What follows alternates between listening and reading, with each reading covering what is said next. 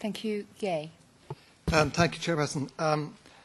Thank you, Commissioner. Good governance is necessary, but then governments must actually govern. And I was very struck by what you said about the young Spanish men who are unemployed and indeed young Irish men and women who are unemployed. The IMF have said that if there were a global growth pact to increase consumer spending in Asia and infrastructure spending in the West, the world economy would grow much faster and 25 million to 50 million jobs could be created. What role has the Commission got in advancing this IMF proposal? Where is it at? Do you support it? When will we see these jobs being created? Are we too much caught up in the rules? Are we so close to the wood that we cannot see the trees? What's happening with this particular IMF proposal? Thank you. Thank you. That's your... I think we've had 3. Yes? I'm losing count, but there we are. Thank you.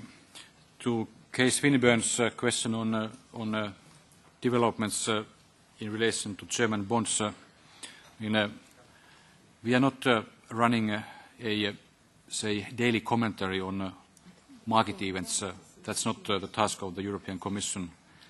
And we try to avoid, indeed, kind of very short-term daily commentary in this regard. We all know that the current situation in the financial markets is extremely worrying. It's becoming worse by the day.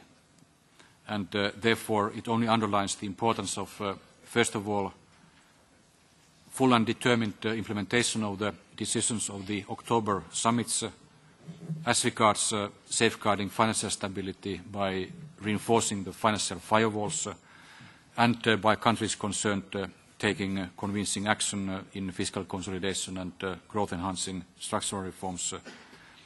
And it underlines the need to have not only convincing short-term decisions to restore confidence, but also to provide a concrete vision on how we go forward in order to make our economic union stronger, an ever closer economic union where budgetary surveillance is effective and where macroeconomic imbalances are preemptively addressed. That's the way to do it, and therefore it only underlines the importance of, the paramount importance of taking coordinated and decisive action now together as Europe.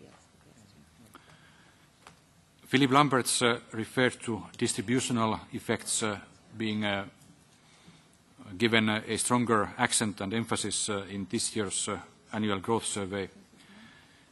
You can take this, and you should take this seriously as a proof that the Commission is listening to the European Parliament, listening to the Greens, all the other political families, and taking your comments seriously and putting them into practice to the extent we have competencies in these fields. As regards resource efficiency, to my mind, very much thanks to my colleagues Janez Potočnik and Connie Hedegaard, we have substantially reinforced the role of resource efficiency in terms of achieving sustainable economic growth.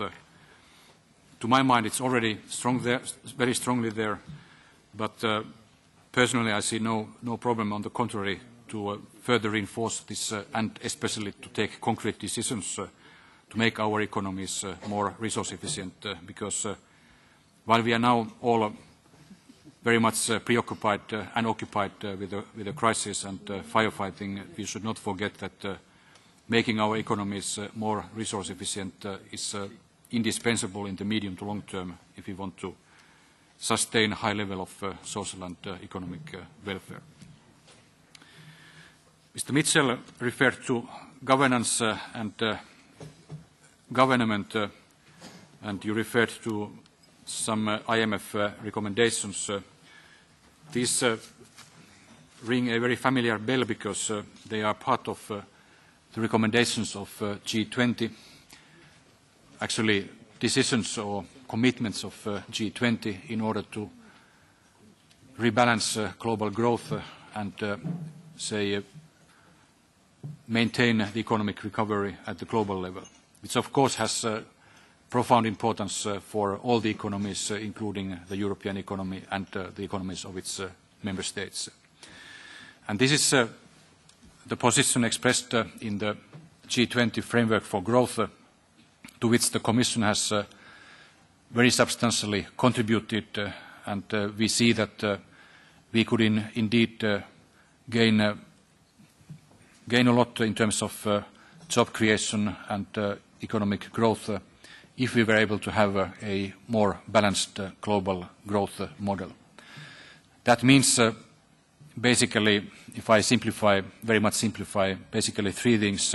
First, Europe has to solve its own problems immediately, and that's what we have been talking today, and we are acting today and tomorrow.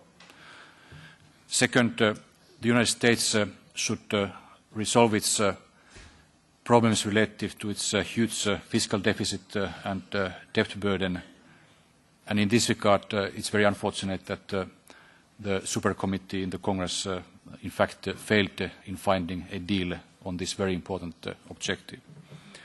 And third, China as one of the major economies having a current account surplus should intensify the rebalancing of its own growth model towards domestic demand and stronger private consumption, which in fact is the basic objective of China's 12th five-year plan, which is the guiding rule book of China's economy. That's of course related also to the, say, rebalancing of exchange rates so that they would be more conducive to global growth. So I subscribe to these ideas very strongly, and I expect that we all carry out our commitments we have done in the context of G20.